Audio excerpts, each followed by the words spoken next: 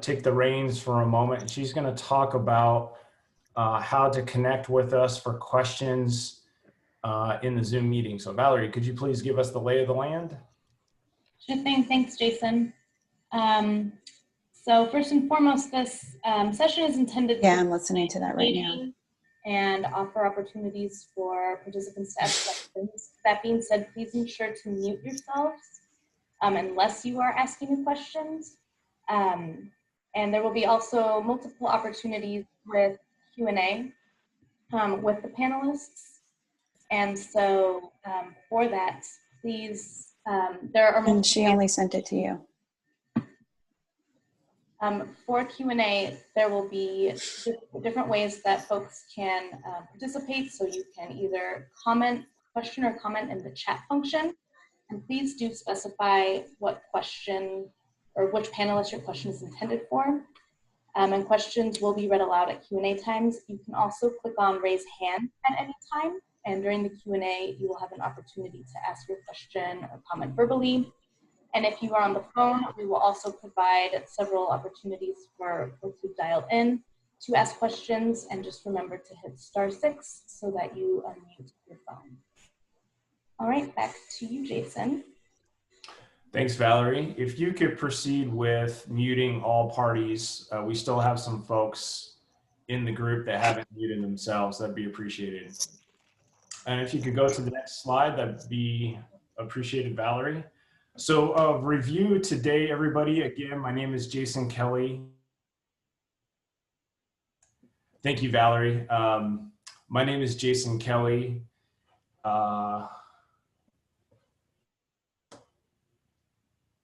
Thank you. Today's session is going to be broken down into two parts. We're first going to ask the panelists to do a touch and go on each grant program with a short presentation followed by a very, very brief Q&A. Originally, we had planned breakout sessions, but unfortunately, due to technical complications, we brought them all together. So a little bit of change of pace, but such is the world of video conferencing. After this program overview, we're going to pivot to the main event, which is the grant leveraging panel. I have 4 key questions queued up for the panelists to respond to. And our hope is that we're going to get through those rather quickly, but those questions are intended to provide you some technical guidance on how to navigate and leverage the ODOT programs. Once those questions are completed, we're going to turn it over to you. And we want to challenge you to stump the panel by asking some very strategic and challenging questions. As Valerie noted, you can type your questions into the chat bar, or you can flag yourself by raising your hand and let us know you have a question. So now I'd like to introduce our panelists. First, we're going to introduce David Graff. Next slide, thank you. David Graff is the statewide Transportation Improvement Fund Coordinator, who's responsible for ensuring $100 million in transit funding is allocated appropriately across the state each year. Prior to working for ODOT, David helped manage budgets for David Douglas and Reynolds school districts, and once upon a time was a U.S. Navy sailor. When not going cross-eyed from spreadsheets, David spends times with his family playing fetch with their pack of dogs and occasionally fits in video games. Next up is Mark Bernard. Mark is a regional transit coordinator for the Willamette Valley. He works with 4 urban transit providers and a dozen rural transit agencies located in Lane, Lynn, Benton, and Marion counties. Mark's professional experience in Oregon has mostly involved rural land use and transportation planning. Mark's planning background, along with experience managing grants, has been foundational and has led to his transition into the transit sector. Next up is Leanne Ferguson. Leanne is ODOT's Safe Routes to School Construction Program Manager. Leanne joined the team in 2017 after a decade working with schools, community-based organizations, and local government agencies on safe routes to school efforts, including teaching thousands of students how to walk and bike safely, training hundreds of teachers and parents and thousands of students to access schools, and conducting many safety assessments to identify solutions that address barriers to kids walking and biking to schools. Leanne is excited to be helping communities build their safety features needed so that kids can have fun and have active adventures on their way to school. Next up is Mr. Alan Thompson. Alan is the Community Paths Program Manager here at ODOT. Previously, Alan worked in Los Angeles as the Active Transportation Planner for Southern California Association of Governments. Alan has a Master's of Public Administration from Southern Illinois University, and when he's not delivering this new program for ODOT, Alan is outside bicycle touring. And last but certainly not least is Ms. Jessica Horning. Jessica is the State Pedestrian and Bicycle Program Manager at the ODOT Public Transportation Division. In this role, Jessica manages the Sidewalk Improvement Program and leads efforts to implement the Oregon Bicycle and Pedestrian Plan. Jessica enjoys working with citizens and staff to identify creative solutions to make Oregon a better, safer place to walk and bike. So we have a great brain trust here today, and we're gonna ask Mr. Graff to talk first about the Statewide Transportation Improvement Fund and Special Transportation Fund. So David, you're up.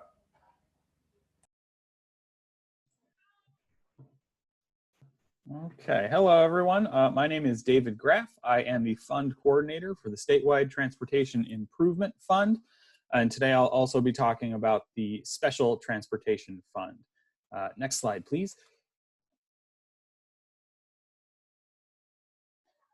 The Statewide Transportation Improvement Fund, also known as STIF, not to be confused with the Special Transportation Fund, STF, so STIF and STIF. It's very tricky to get those two just right.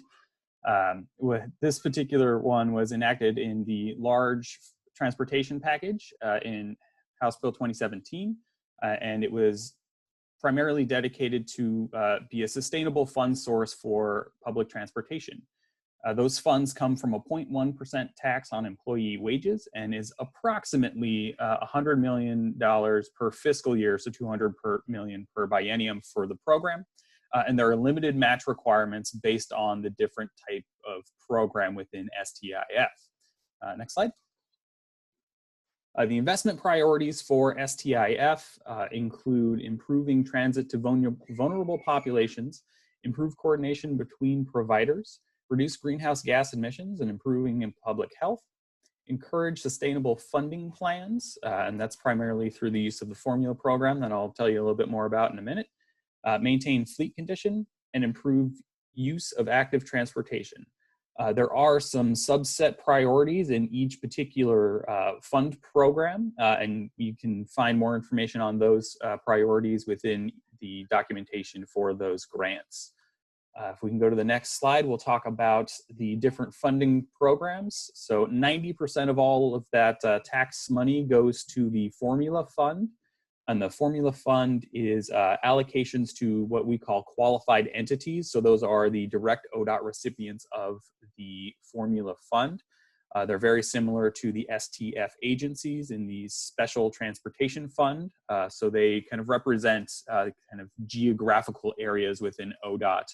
And that's those entities have kind of they manage the budget for those types of transportation programs within their geographical area.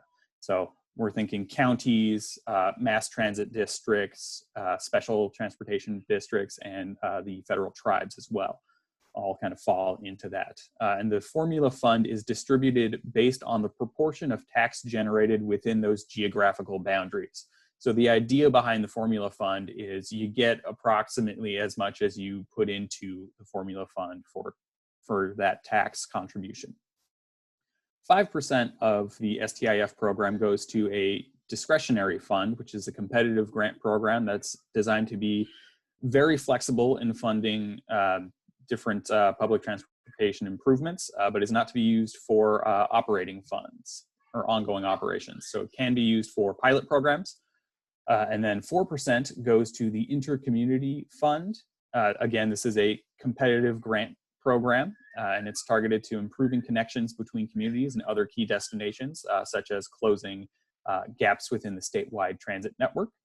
And the final 1% of the tax revenue goes to the Technical Resource Center, which is designed to help Oregon's transportation agencies find resources for training, planning, and information technology tools. It's really just kind of our support at ODOT to those who need it to manage this grant and other grants as well. Next slide, please. Upcoming very shortly, we have the STIF discretionary solicitation. So this is a grant that's, you can apply for it today if you'd like. So that's the discretionary and the statewide transit network. It's one application for 2 grants. So from the previous slide, that would be the 5% discretionary fund and the 4% intercommunity discretionary fund, those competitive grants, as well as FTA section 5311F. So the discretionary is one piece and the statewide transit network has the other piece, which is the combined funding of the intercommunity fund and that 5311F funds. Those applications are due to ODOT November 2nd. And the types of projects that qualify for this solicitation are listed on the slide here. I'm not going to read them out to you verbatim. Discretionary is very broad in what you can apply for. And the statewide transit network does have a couple more contingencies in what's applicable for those types, what projects are eligible for that type of fund or funding source. So primarily it needs to close the gap or have transportation in between different communities. Next slide, please. Going through these kind of quick because we have a limited amount of time per person here. So the next step, we'll talk about the Special Transportation Fund, which was created in 1985, before my time. And it has various different fund sources to support that program, whether it be cigarette tax, Oregon ID card sales, non-highway gas tax, also known as the lawnmower fund to some folks, and occasionally state general funds. There has also been in the last biennium and potentially in the upcoming biennium, a transfer from STIF to STF funds. Pretty sure I got that one right. And the STF, the Special Transportation Fund, is funded primarily to support public transportation services for older adults and people of any age with disabilities. It is a very flexible source of revenue and is one of the best match sources for federal grants. And it can be used for a whole bunch of different things from capital to operations. And it was also meant to complement the 5310 program as well. If we go to the next slide, we'll talk about the 2 different funding programs within STF. The primary source of grants that we see for STF are through the formula program. It's awarded on a biennial basis, and it's based on population. So we look at the different counties around the state, and we divvy up the funds based on the proportion of population. And there was a weighting criteria for older adults and people with disabilities. And that fund source is approximately 10 million per fiscal year or so. And then we do have the discretionary program within STF. So if there are any funds that remain after the formula distribution, we award those in a competitive grant process. This was last offered in the 2015-2017 biennium. And it does not appear that we're going to be offering it this biennium unless revenues come in higher than anticipated. And then in the future, we'll talk about this at the end, STF and STIF are going to be consolidated, at which point in time the discretionary program of STF will be retired. So we go to the next slide. We can talk a little bit about the solicitation for the statewide transportation or Special Transportation Fund. Sorry, I'm getting them confused myself. Applications are from STF agencies. Those are similar to the qualified entities we talked about in the STIF formula fund. So they are kind of the geographic representative for a particular county or mass transit district or a federal tribe. And they are the stewards of the STF funds. And so those applications for STF formula funds will be due to ODOT on March 1st. And again, it's a really good source of match funds, particularly for federal grants, but also potentially for other state grants or other funds that you may need match for. And we can see here that there's a couple different purposes that we can use STF for. So operations, capital planning, travel training, and other purposes like that. So if we go to the next slide, we can talk about the consolidation of these two programs just a little bit. We had an emergency session here in Oregon. The legislation had an emergency session early this year, and they enacted Senate Bill 1601. And within that Senate bill, it directed the consolidation of these two programs, and that will be effective July 1st, 2023. So for this upcoming biennium, the programs will run independently as they have in the past, and similarly to how they've worked in this current biennium. And in that consolidation process, the STIF criteria of supporting elderly people and people with disabilities will be added to the STIF formula criteria. Whew, that was a mouthful. So if you're looking to get more information, we can go to the next slide, which has a lot of contact. Yep, there we go. We have the STIF webpage, which has a ton of good resources for STIF. And then we have a couple contacts there. There's myself, the fund coordinator, and then we have Maggie Charles, who is the formula program coordinator, and Patrick DePriest, who is the discretionary and intercommunity program coordinator. Thank you, David. If there are no questions, we're going to pivot over to Mr. Mark Bernard to talk about FTA-funded programs.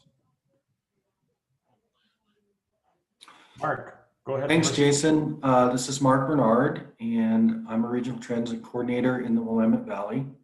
I'm going to discuss quickly the FTA funding that is available to mostly rural providers. The urban providers with the FTA receive money directly via several programs, one of which, the biggest one, is the 5307 program.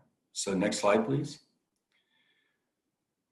The 4 FTA programs I'll be going over this afternoon are the Section 5304 program for planning, the Section 5310 program for elderly and disabled public transportation, and Section 5311 program, which covers rural transit, and the Section 5339 program, which is for capital acquisition, bus and bus facilities. Next slide, please. Section 5304 program, we're offering it for the first time in 6 years for the coming biennium. And those funds can be used for planning activities that increase the safety of the transportation system, and that includes non-motorized users, increases the accessibility and mobility of people and freight, enhances the environment and promotes energy conservation, and then promoting consistency between transportation improvements, planned growth, and economic development in communities. This is consistent with MPO activities as well. Enhance and integrate the connectivity of the transportation system between and among modes. So this is a very useful program for multimodal planning and can be accessed in the coming biennium. Next slide, please. The Section 5310 program provides funding for public transportation that serves elderly populations and people with disabilities. And The people with disabilities can be any age. In fact, a number of programs that are funded by 5310 go for transporting developmentally disabled individuals. The funding is programmed locally via the STF agencies. Often the STF funding is paired with 5310 funding, with the STF providing the match for 5310. You have to have an adopted, coordinated public transit human services transportation plan to be eligible for this funding. Those are commonly called coordinated plans. And then there will be an off-cycle solicitation for rural public transportation agencies. It's a discretionary solicitation in 2021. Next slide, please. The Section 5311 program addresses transit access in rural areas and is primarily targeted for access to healthcare, shopping, education, employment, public services, and recreation. A lot of the inter-community transit services in rural areas are funded through the Section 5311 program. It funds fixed route transit. And the emphasis in this program is to coordinate transit programs and services, often working in conjunction with demand responsive services that could be funded through 5310 and STF. It encourages mobility management, and that is an emphasis on taking riders or training riders to use fixed route transit who are ordinarily using a demand responsive service.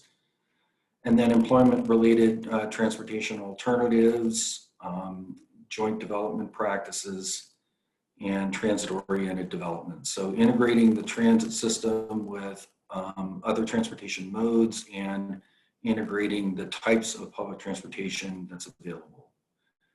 And then it may be used for administration, operations, preventative maintenance planning, mobility management, and capital projects. Many of the capital projects that I've seen funded through 5311 are for bus acquisitions. Next slide, please. The Section 5339 program is for replacement and purchase of buses, bus equipment, and bus-related facilities. This is the main FDA program for maintaining state of good repair through replacing buses that have exceeded their useful life. And eligible recipients are general public service providers who operate fixed transit routes in small urban and rural communities. So the communities in Oregon that would not be eligible for the Section 5339 funding would be the Eugene, Springfield, MPO, and the Portland metro area. Eligible projects for the 20 to 22 solicitation include vehicle replacement, vehicle right sizing, vehicle expansion, equipment, signs, and shelters. I'm currently working on a project that's funded through Section 5339 to place restrooms at the Albany Multimodal Center. So it can also be used for transit amenities at a transit hub. Next slide, please. I'll only add that the solicitation for the Section 5304, Section 5310, and Section 5311 is ongoing, and applications are due March 1st, 2021. Thanks. Thanks, Mark. Appreciate the input there. We're going to pivot over to Leanne Ferguson. Leanne's going to make us smart rather on safe routes to school. Leanne, we know you have some fun maps. Enlighten us. I do like maps. Thank you, everyone. My name's Leanne Ferguson, and I'm going to talk to you a little bit about Safe Routes to School. I'm the Safe Routes to School construction program manager here at ODOT. Next slide, please. So we're going to talk a little bit about what is Safe Routes to School, and then we'll talk about what money that we have to distribute through the Safe Routes to School program. Next slide, please. So a little bit about what is the Safe Routes to School program. So I like to talk about Safe Routes to School sort of more from a personal perspective, and reason why I really got into Safe Routes to School about 13 years ago now was I actually have a background in education, and when I moved to Oregon, my background in education and love for kids and alternative education programs kind of mixed with like the transportation craze here in Oregon. And I found Safe Routes to School, which was just this wonderful nexus between these two worlds of not only getting kids access to education and all the resources that they get at their local school, but also really teaching kids and families and engaging with them at their level of like, why do you get to school or other places the way that you do, and and what is the role of government to provide more options for that? So government and community-based organizations and just all of us as a whole. So I got really interested in kids and health, and how do we allow kids to have access to sort of this like outside world, get exercise, have adventures? How do we give them that sort of opportunity?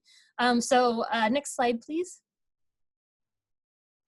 So Safe Routes to School, this is ODOT's vision for Safe Routes to School, but while this slide is up, I actually want to mention that Safe Routes to School is kind of like a village. It takes a village to raise kids, and ODOT is a part of that village.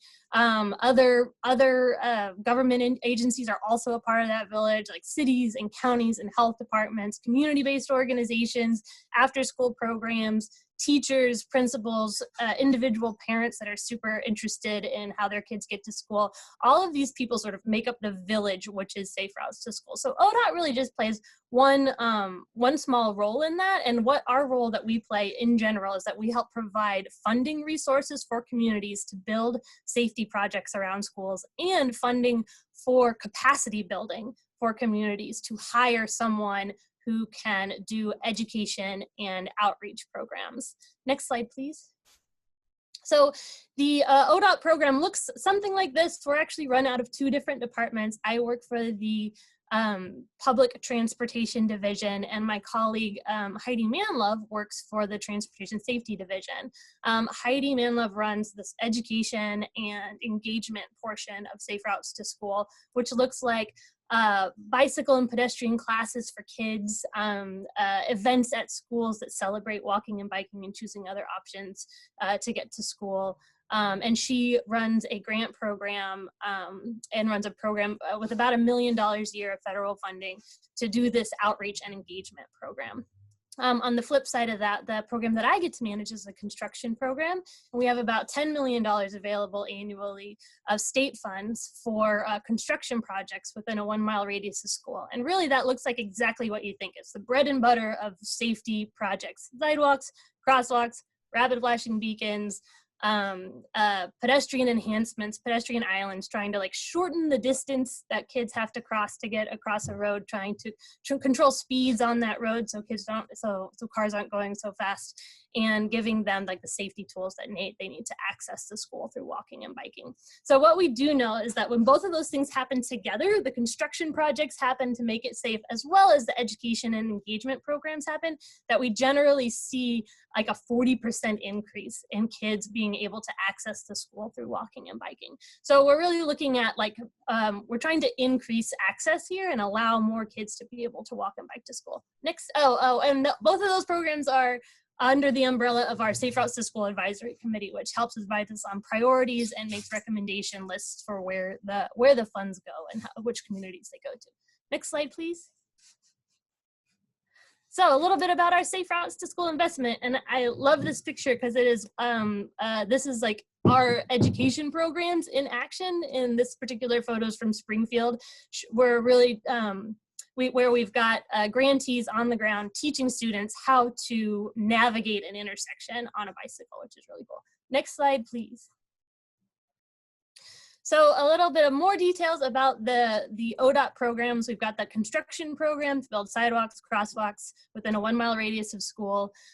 We have a big chunk of that $10 million annually is for a competitive grant program, and we kind of lump a couple of years together and run a cycle about every 2 years for that competitive program. In 2019, we were able to fund 24 projects around the state. This year, we're going to be able to fund about 40 projects. We're right in the middle of a competitive cycle. Our next step is for it to go to for the decision to go to our advisory committee to make a recommendation that goes to the OTC, but we're planning to probably fund around 40 more projects this year. And we also have rapid response grants, which are an ongoing rolling process that communities can apply for funds to build small projects due to like an urgent need or a safety need. So it's sort of an ongoing program. The education and engagement program has a competitive process. We were able to fund 11 grantees last year as part of this process across the state. And there's also some funding out of that program for statewide services and trainings and resources that are all on a website called OregonSafeRoutes.org. The third program that we have is called the Project Identification Program, and it's really a planning assistance program where we can send a consultant to a community to help them create a safe routes to school plan. And this program is actually very magical because it brings together the school community and the road authorities and all of the additional partners from that area, and really and helps people kind of brainstorm through sometimes problems that have been unable to find a solution. If you bring everybody together and you put the like kids in front and say like, hey, we need to figure out a solution for this.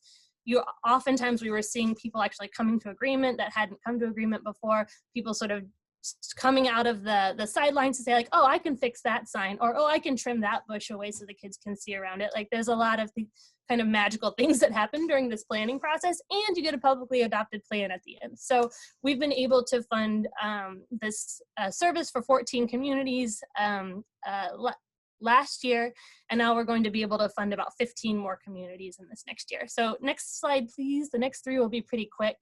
This is just a visual representation of where all of our current grantees are for the construction grant program.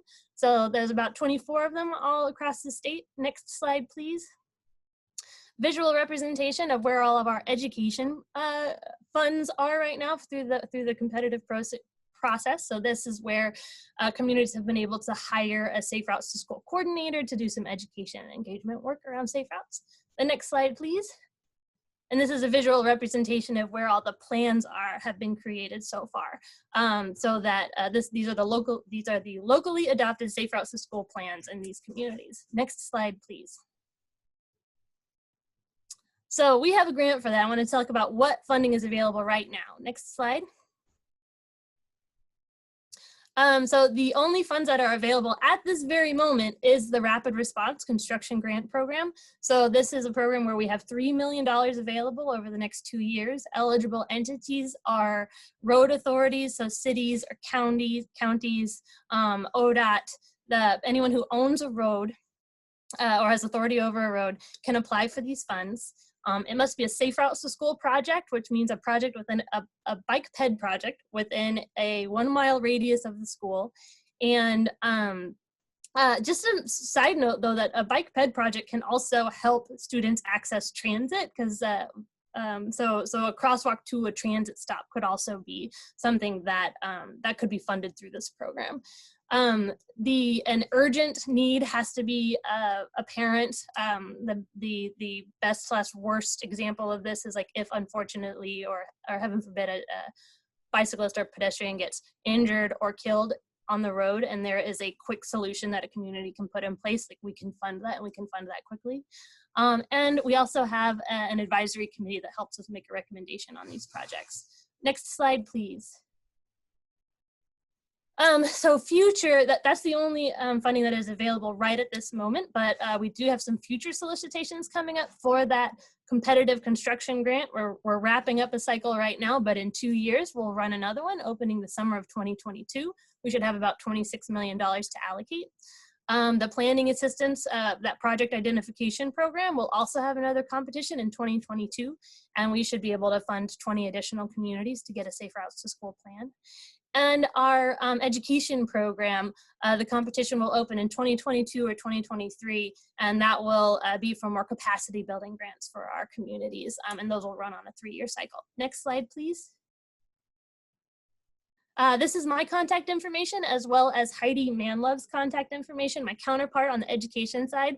My phone number is incorrect in here, or you can, if you call that number, you'll get my cell phone number, but I mostly cell phone these days, which is 503-910-8994.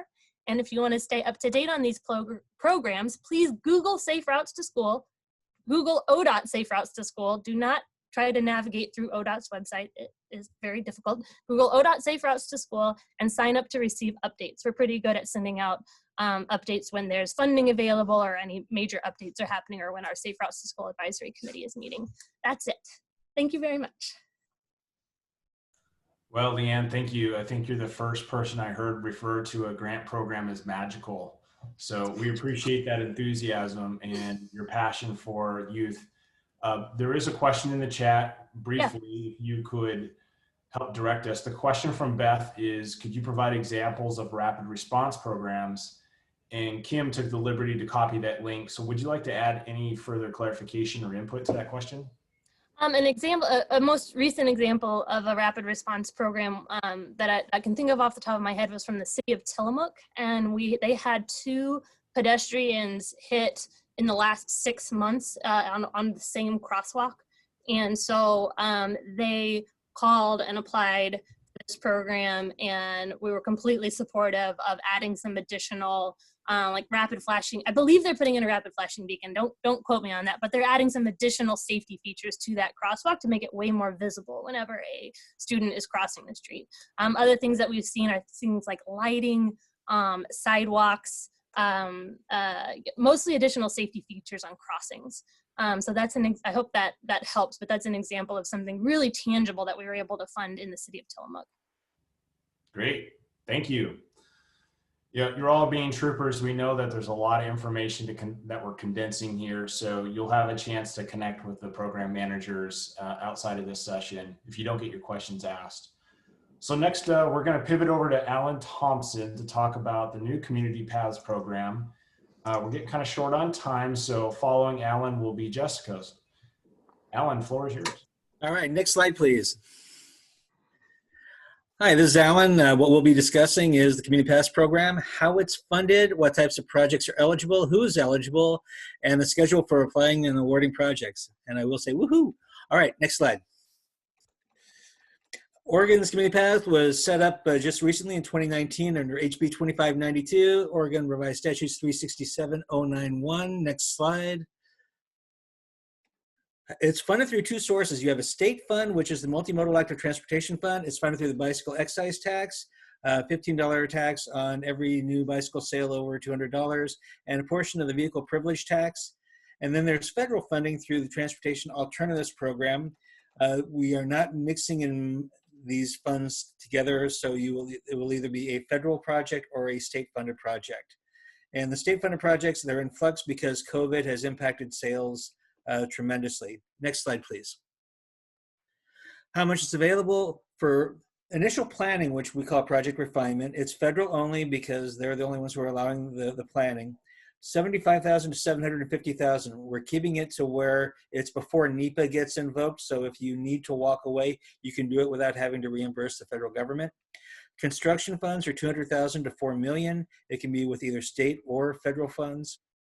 And there's a match of 30% for the state, which can go back 10 years for direct funds directly related to the project. And federal funds require a 10.27% match, but that only goes forward once the grant is signed and notice to proceed is executed. If you look at what we have both, this table shows both state and federal funds. It comes out to about $3 or $4 million a year, so it's not much. And like I said, there is some flexibility because it's an estimate of what's in the state funds because of COVID. But we have $8.2 million in federal funds, and we have what we think will be around $6 million through 2024 in state funds for a total of $14 million. Next slide, please. Now, the neat thing here is that this complements other programs. You have, for example, congestion mitigation, air quality. That's limited to areas that are in non-attainment or maintenance for congestion or air quality. Federal Lands Access Program that does allow paths that has to have access to federal lands, Bureau of Land Management, national parks. The small city allotment has to be on street only. So this can go for off-road trails in smaller cities. Safe Routes to School, again, is constrained to on-road only. So this can complement that and connect to schools through paths. And of course, the other programs as well. Next slide, please. So what is a regional path? Regional path is a trail, multi-use purpose that is continuous. It can be all off-road. There can be sections that are on-road, but we want it to be primarily off-road. And it connects to more communities. So we're looking at a strategic network of paths connecting cities, connecting neighborhoods, etc. Next slide. What is a critical link? Critical link is, for transit purposes, just think of it as a first mile, last mile, but not just to transit. It can also be to schools. It can also be to employment centers, other recreational areas. The idea is that it's that first mile, last mile. Next slide, please. Who is eligible to apply? Local governments, school districts, tribal governments, transit districts, state agencies for state funds, such as OPRD, special government bodies or other units of local government, and we're thinking park districts might be an idea.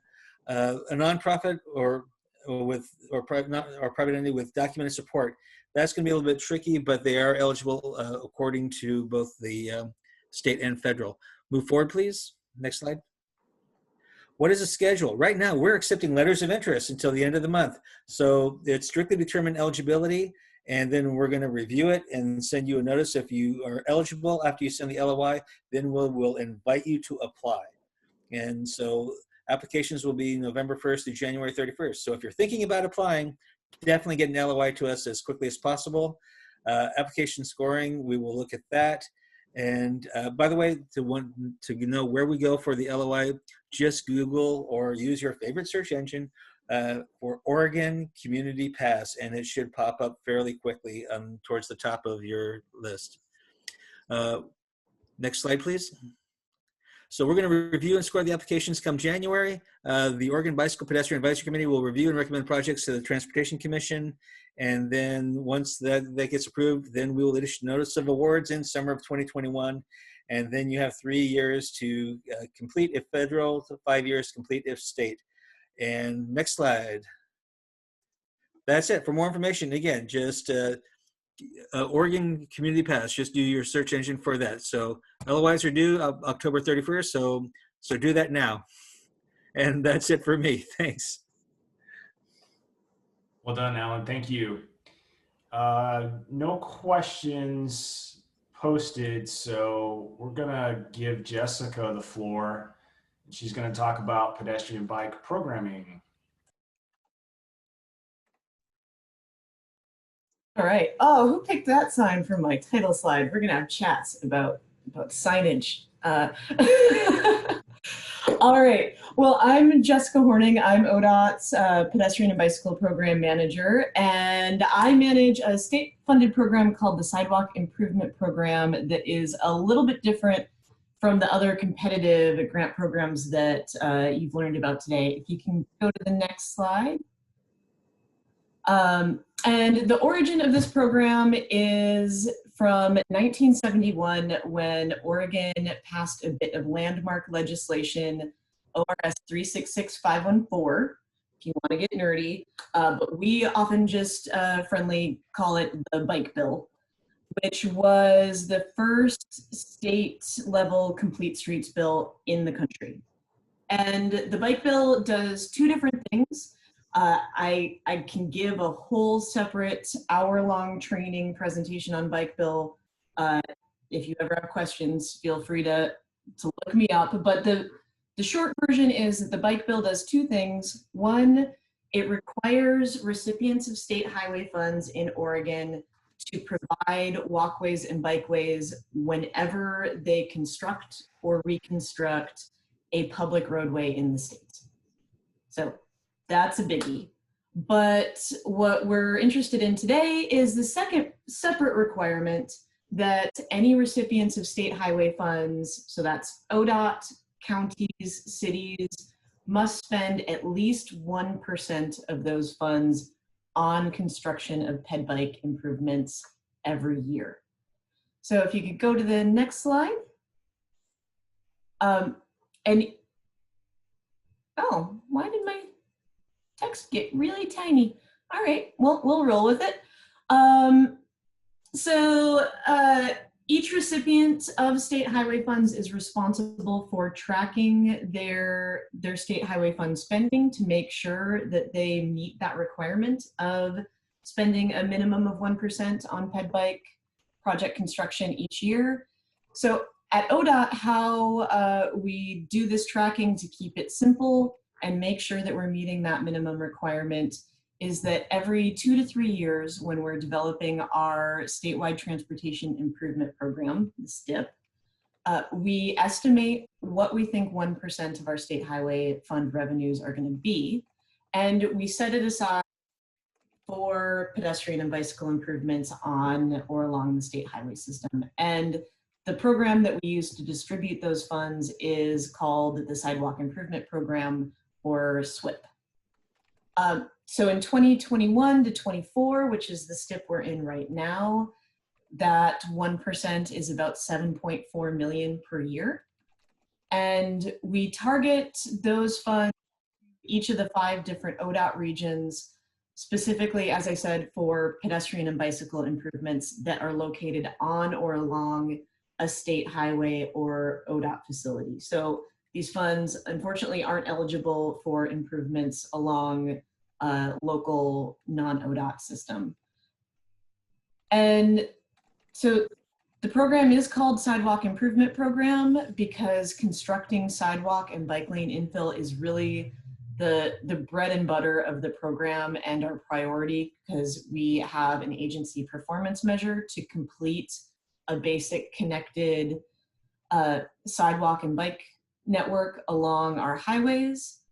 But we can fund things beyond that. The program is really flexible and really can fund any capital improvements on ODOT facilities that are for the primary access and safety benefit of people walking and biking.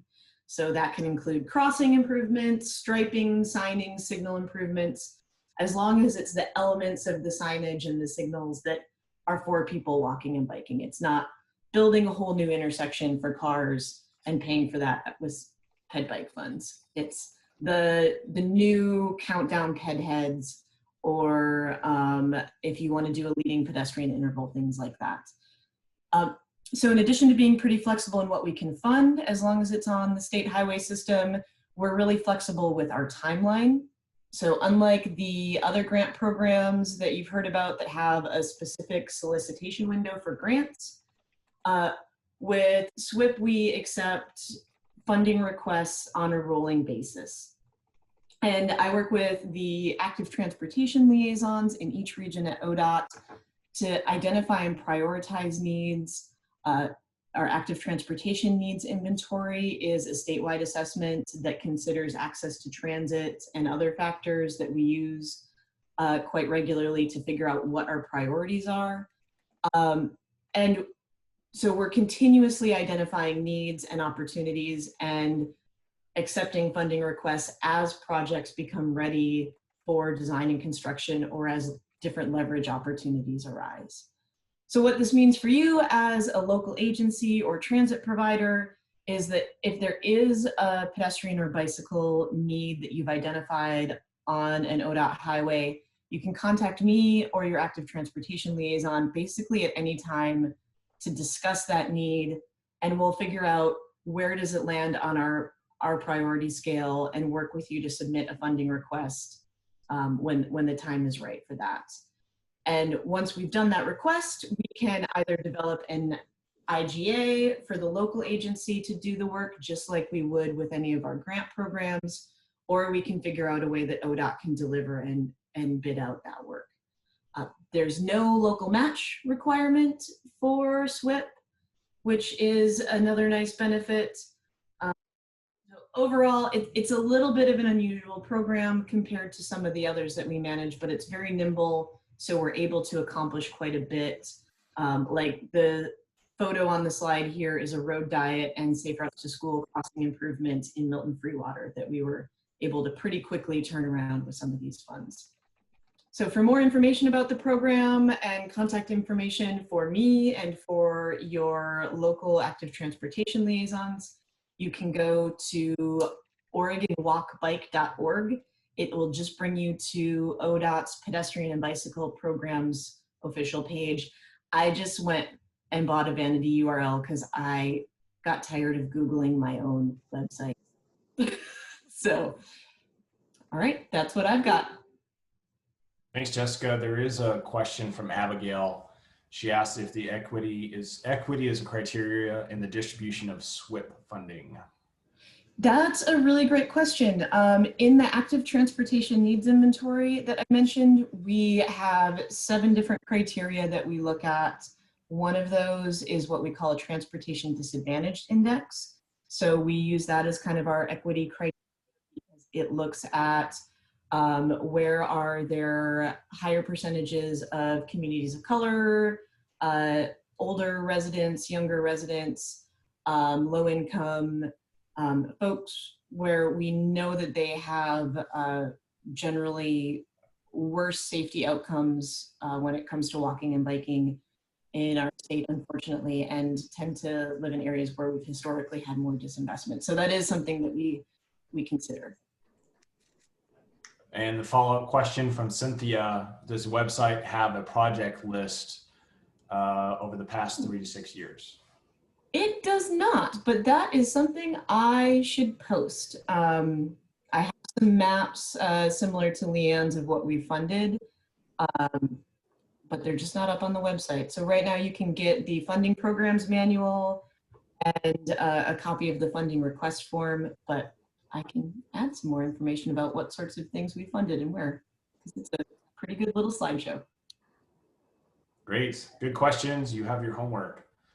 All right, everybody. So that concludes our first half of this session. We have about 34 minutes left. So I'm going to ask all the panelists to come up onto the stage per se.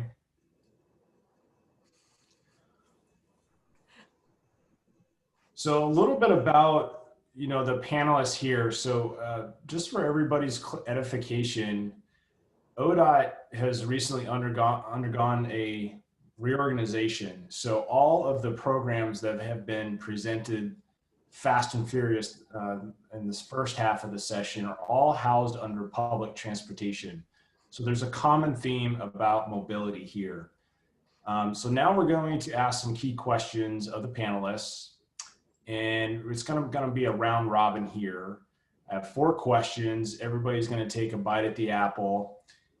If along the path you want to add in, please do so to the chat, but keep in mind that we're going to turn this over to you to stump the panel, okay? So Valerie, if you could go to our first question. So the first one up, panelists, what are some of the tools that will help applicants and individuals participating in today's session leverage programs? And I'm going to ask Alan to lead off. Alan, you're muted. Thank you. Obviously, information is the biggest tool to help leverage programs. When you're thinking about a program, you're thinking about, and since we're in public transit, thinking of a transit station and trying to gain access or increase transit or gain access to the transit station, you're going to be looking at a multitude of modes and potentially micro projects, macro projects, all geared towards the same thing. So having that information and being able to know what is available is probably the best thing. And if we can go to my slide on decision tree, can you pop that up real quick? The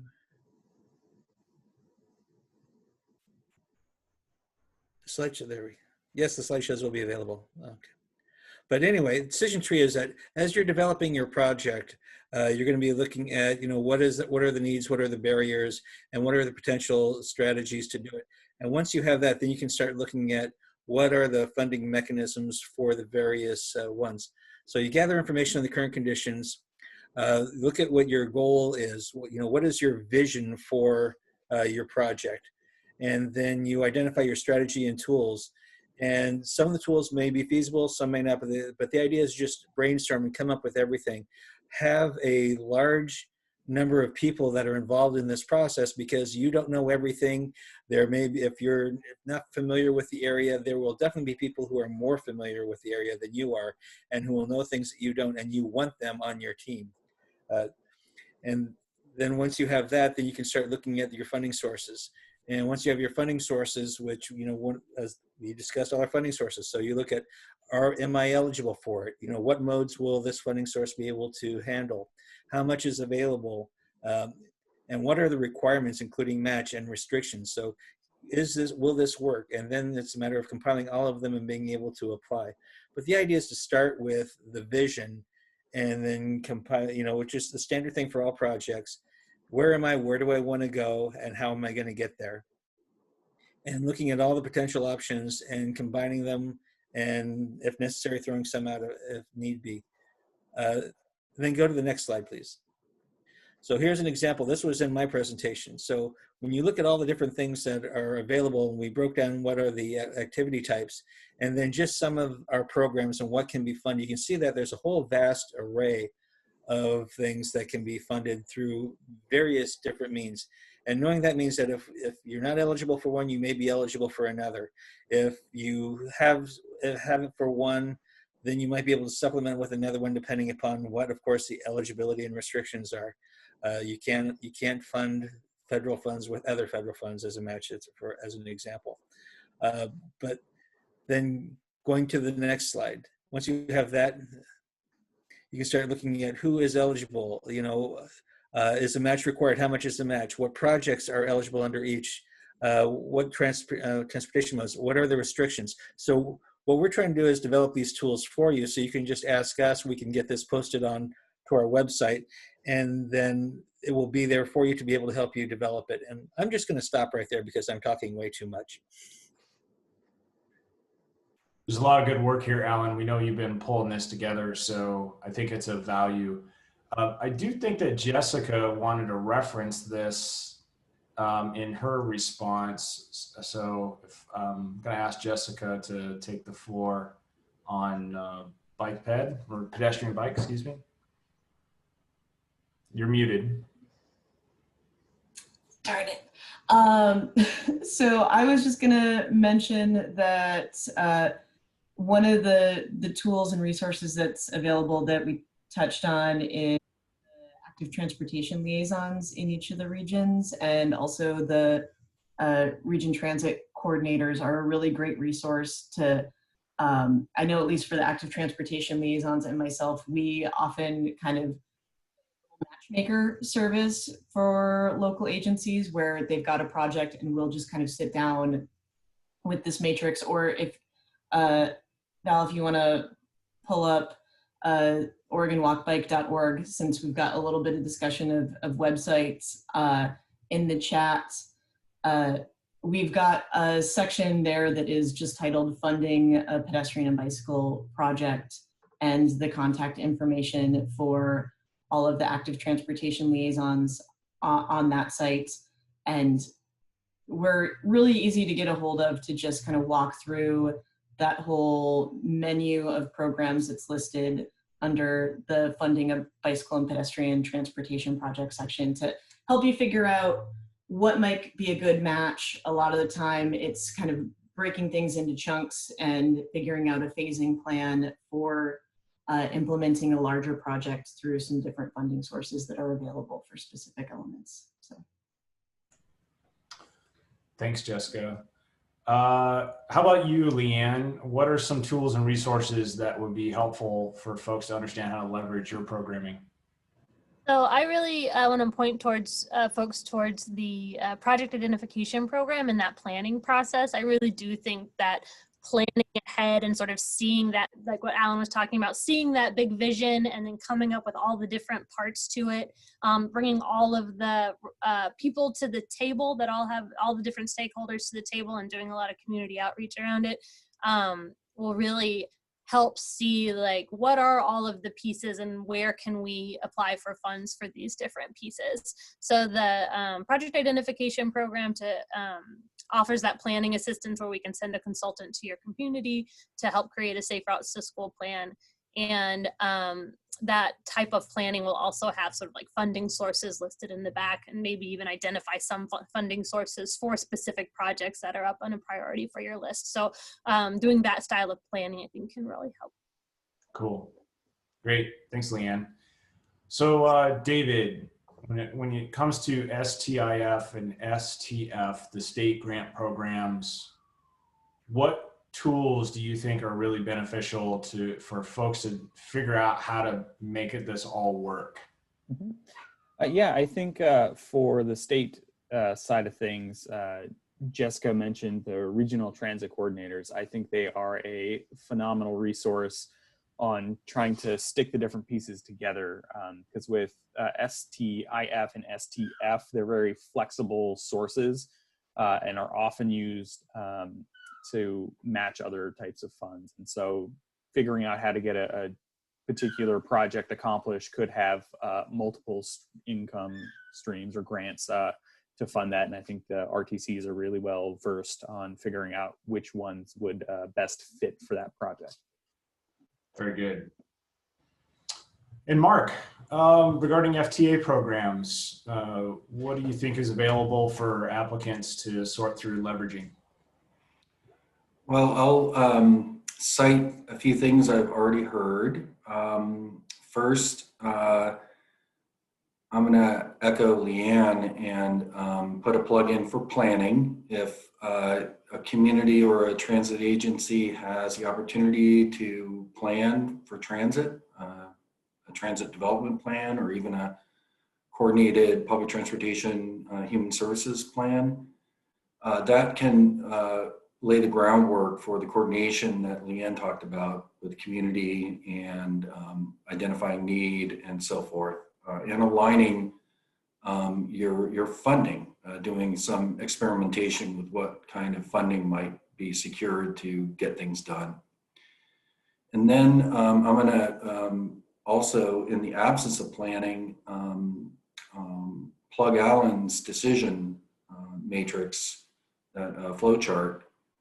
I think that's a good way if you are unable, you don't have the timeline or the funding to do planning, following that type of a decision logic tree is I think helpful.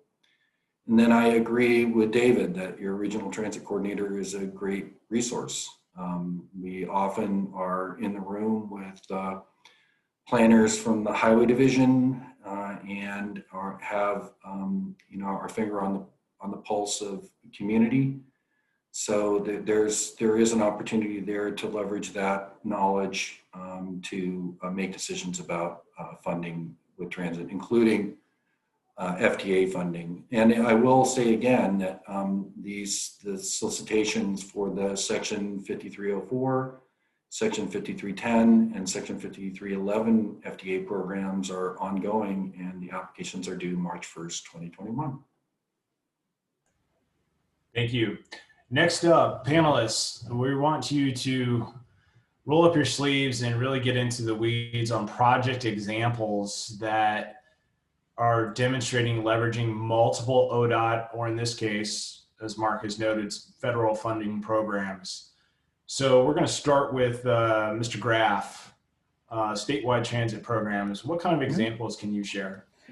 There's a really interesting example brought up earlier this week by one of our RTCs. In one of our rural counties, there is a curb renovation to become ADA compliant. ODOT's doing a big effort to kind of upgrade and update and make compliant a lot of curb ramps so that they are acceptable under ADA conditions.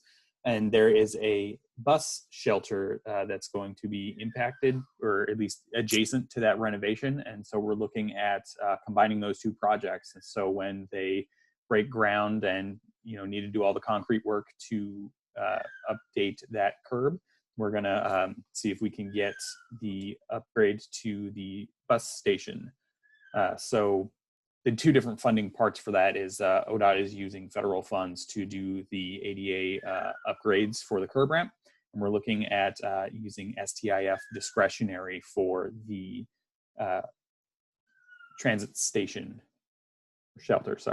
shelter upgrade. Great. Mark, you're up.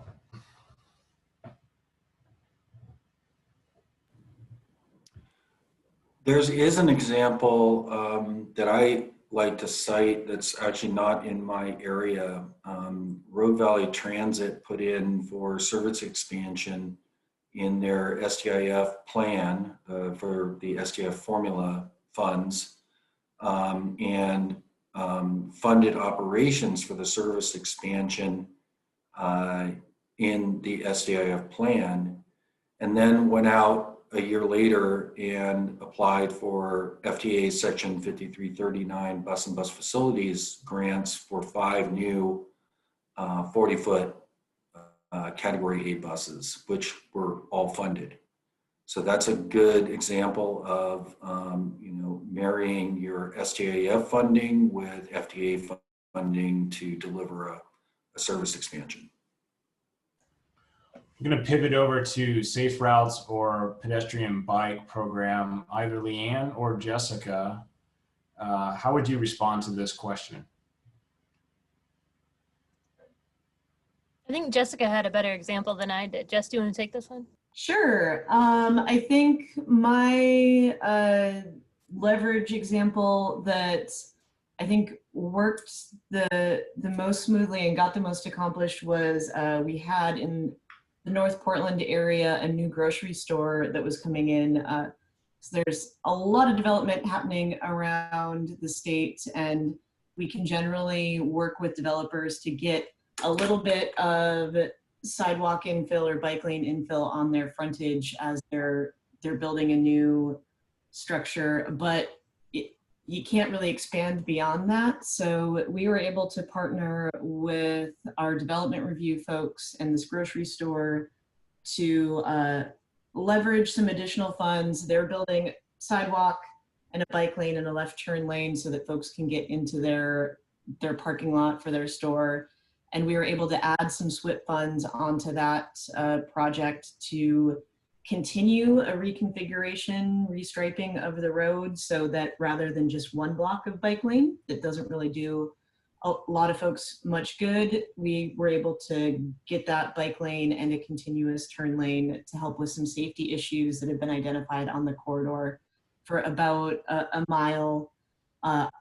Also added a crossing so that you can get from the front door of the grocery store to the neighborhood across the street, and we're able to work with ODOT Maintenance District and TriMet, the transit provider, to work on relocating the bus stop so that it's right at the crossing and convenient for people using transit, and add a concrete pad so that the bus wasn't warping the pavement and creating a maintenance hassle for our folks who have to maintain the pavement out there. So able to put a lot of different programs together to expand the impact of some of those new developments coming into communities.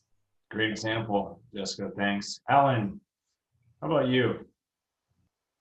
The one I can think of is outside of this area was in Los Angeles was the Union Station Revitalization Plan.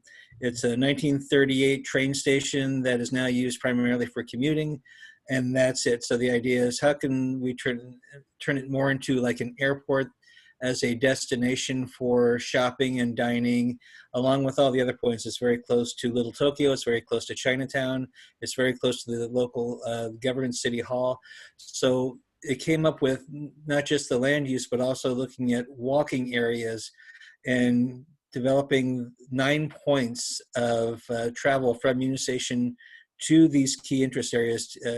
and revitalizing that in terms of wider sidewalks, bigger crosswalks, and just finding ways of making it not just, and wayfinding, not just to make it easier to walk, but to make it something you want to do. Having a wayfinding sign at a corner that says, oh, what's around this corner, rather than just nothing, you know. Previously, we had some train stations that just had a little M, and you wouldn't know that there was a subway there unless you knew there was a subway there. So the idea is to highlight not just the mode of travel, but also the destinations, and finding ways of getting people to do it. And I think it was about a $27 million project over the course of about 5 or 6 years, just for the sidewalks and everything else, and the road reconfigurations, et cetera. But it's just started before I came up here to Oregon. Great. Thanks, Alan. All right, panelists. So we do have questions starting to ping through. So we're going to finish out our piece, and then I'm going to go to those questions coming in. For those of you who haven't pinged us with questions, start dropping them into the chat box. But panelists, just get prepared to respond to these as they come in. All right, question number 3. You have an elevator speech with participants in this room. What's your best advice for leveraging funds? Let's go with Leanne. I think I'll just keep it short and repeat my earlier comment, with I think planning processes are probably a really good way. Regional transportation plans, transit plans, safe routes to school plans, try to start looking at those holistically and pulling out the projects that, if done together, could leverage each other with different pots of funding. Holistic planning, got it. Alan, best advice.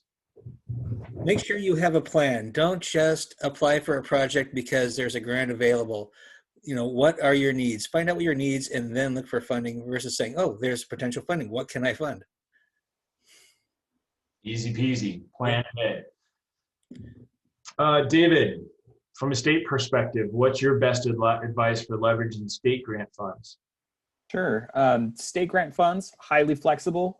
So what we recommend is using the state funds as a match source for the federal grants, which are a little bit more stringent, or let's say focused in their usage.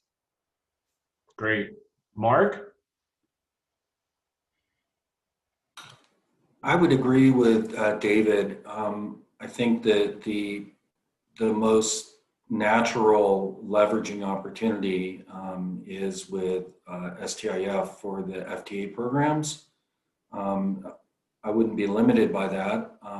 And I guess the advice that I would offer is every transit service is unique, I've found, and there isn't really a one size fits all. It often involves a dialogue with the RTC and the transit provider and others to arrive at what the most logical approach would be. And I've had this conversation with 3 providers in my area recently relative to the same type of service, and there were 3 different approaches. So I would just say that there is a customization that needs to happen. Got it. Okay, last project that's canned up here, or last question, excuse me. We have fun with this as a panel, but we talked about the unicorns, and I think we had a friendly bet if we can bring unicorn into our presentation. So we chose to bring it into this element. Panelists, tell us about a unicorn project where you can enhance access to transit using your or other grant programs. We'll lead off with Mark.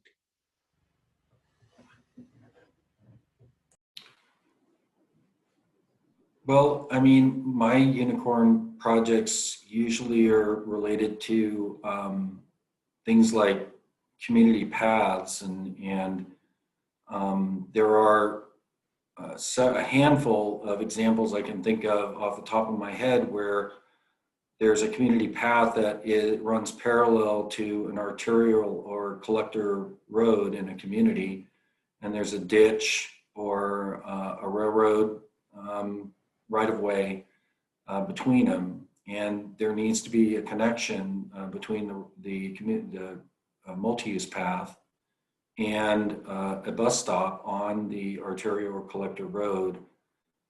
This is the type of thing that is suited for STF, STIF, and in limited circumstances, Section 5339, FDA Section 5339. Great, thanks, Mark. How about you, David?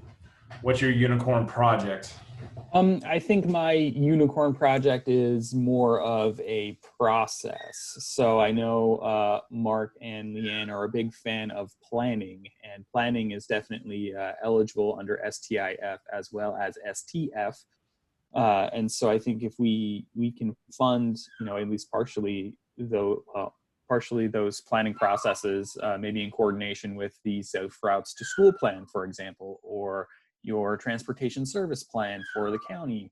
All of those can be kind of combined with STIF funds, and so those can partially fund some of those planning, and then you pick up those elements of Safe Routes to Schools, or maybe there's some county funds, or some federal funds for planning.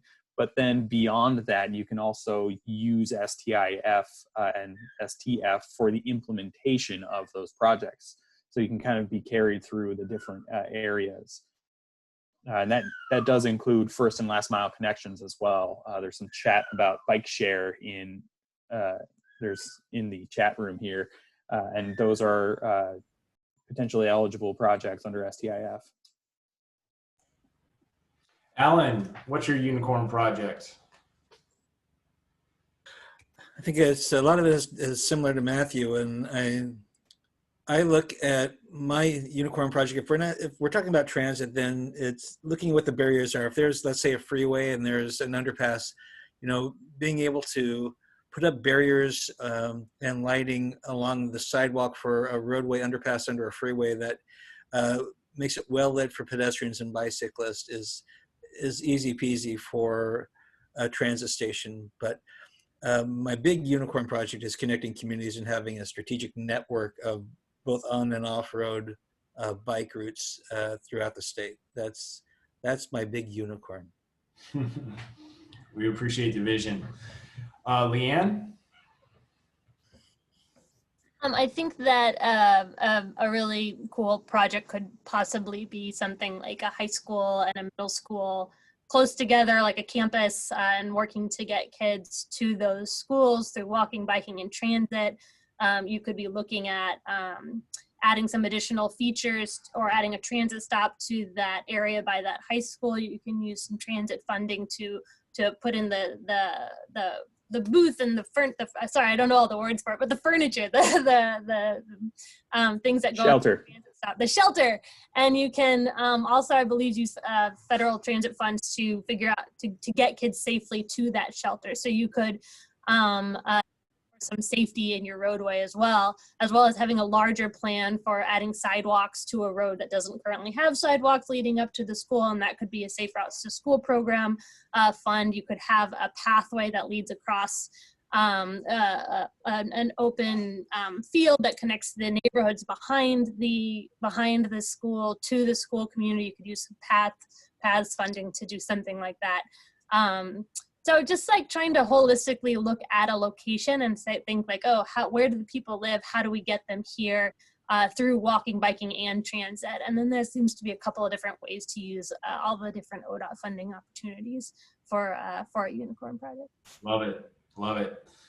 Jessica, you're the last one here. So what's your unicorn project? And then we're going to put Kim on the spot since she's posing great questions. So Kim, get ready to come up. I think probably same as Leanne's, except bust on out of the ODOT program's leverage box, which what we've been talking about today is just the FTA and federal highway and state programs that ODOT manages. But take that high school with the transit stop that Leanne's project is working on, and work with Travel Oregon. They have some grant funds that we've used to develop bike hubs. So you've got your repair station and your long-term parking, maybe space for a bike share station. So you've got that modal hub. Work with Oregon Parks and Recreation and their recreational trails program. If there are some path connector need, a lot of the times there's the woods that the kids cut through from the apartment buildings in the neighborhood to get to school and to the bus stop and to the library. And you just need a soft surface trail to serve that, and rec trails can fund that sort of thing. And yeah, Federal Lands Access Program is another one that's been mentioned that we've been able to tag in to make lots of improvements on some of those more maintenance side of things like Kim asked about. And I know that your unicorn project isn't probably going to happen on a Forest Service road, but it's pretty amazing when you look at the map that the FLAP program, Federal Lands Access Program, puts out of what areas are eligible because there's some sort of federal land. It's a lot because we are so blessed with lots of federally owned land in this state. So yeah, it's an interesting matrix of opportunities. So you've all highlighted the complexities, and there's no one simple strategy. There's a number of different resources and elements that take combining together. So I think to some of the comments here of having the right people in the room, figuring out what is the problem, define the problem, and what vision and activity needs to get to solve that problem. Okay, so we have 5 minutes left. Kim, you've been posing some questions, so I just want to throw it out there to the panel, see if there's any other comments. Appreciate that you're fresh in mind, Kim, but good questions.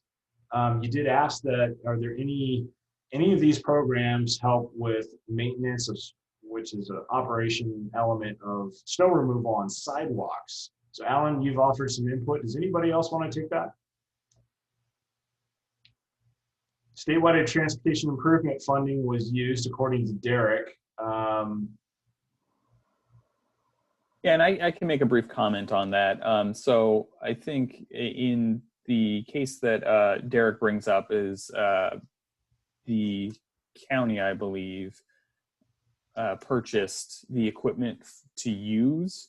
So the transit provider is actually the one maintaining and I believe it's the roadways in which they're actually maintaining and getting the snow off, if I interpret the STIF plan project correctly. And I think Kim's asking about the sidewalk specifically. So I think there's a little nuance there. Jessica. yeah, and I can chime in. Unfortunately for the ODOT pedestrian and bicycle programs, there's not any of them that maintenance is eligible for, like maintenance operations as an activity right now. It's a continual struggle of the need to maintain what we have versus we're at about 60% completion for our sidewalk network. So making those infill connections versus maintaining what we have. And unfortunately, since a lot of the local codes pass on maintenance responsibility of sidewalks to the adjacent property owners, we have to rely on that so we can continue to make some of those network connections that we need. We can sometimes with SWIP help with purchase of maintenance equipment. Again, that's got the limitations of on or along state highway. We're going to put David and maybe Mark here, since he's knee deep in STIF as a transit coordinator. But question from Stephanie Millar about eligibility for STIF improvement transportation funding for bike share operations. What say you? Well, I can provide an example where I believe bike share would be eligible for STIF. I mean, I think that if you, there was a chat message earlier about if you've included a bike share project in your transportation system plan, the local transportation system plan, that project can be referenced in an STIF plan to mobilize STIF formula funds for the purpose of bike share. And the one example I can think of is Salem Area Mass Transit's Salem, the main transit center, has a pod of bike share at the northeast corner of the campus. And it's definitely there to trip chain with transit. So I think there's a definite transit connection. If it's in the local Salem TSP, then you cite it in a STIF plan and you can get that through, my mind. Thanks, Mark. David, you're nodding your head. Anything to add? Yep. And so what Mark was talking about there was specifically STIF formula funds, that big 90% of the program. There also may be opportunities in STIF discretionary as well for a pilot project to kind of test the waters and see how that goes. After which point, if it were the ongoing funds, it would have to go into the STIF formula. Great, thanks. Yeah, interesting comment and reference here about from Cynthia, and I would go so far as to speculate that every community's tasked with forming this coalition, all speaking from the same intent and purpose. I would agree with the comments here. Cynthia referenced that, with ODOT restructure, that's part of our integration element here. And this panel is just one of the outcomes of trying to work collectively and collaboratively to, resolve local issues. So I go so far as to say how ODOT staffing structure supports those regional or local entity activities is going to be only beneficial. But perhaps there's more inroads that we can work towards, and we're welcoming your input how to make that work.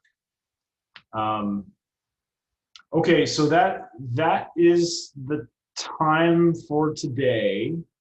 Sounds like we could have kept going. So I will ask that if you have any additional questions that you would like answered, go ahead and forward them over to the program managers, the panelists that is, or to me, and we can follow up on your behalf. So we don't have to end right here per se. In terms of the presentation, we'll go ahead and attach that to the Outlook invite by the end of the day, and we'll endeavor to shoot that out to the email blast. In terms of location on the website for In Perpetuity, we'll figure out where that's going to live, but again, we'll notify all parties where that's going to live. So panelists, thank you for your time. Participants, thanks for carving out your day. We appreciate your time, and everybody stay safe. So thank you all.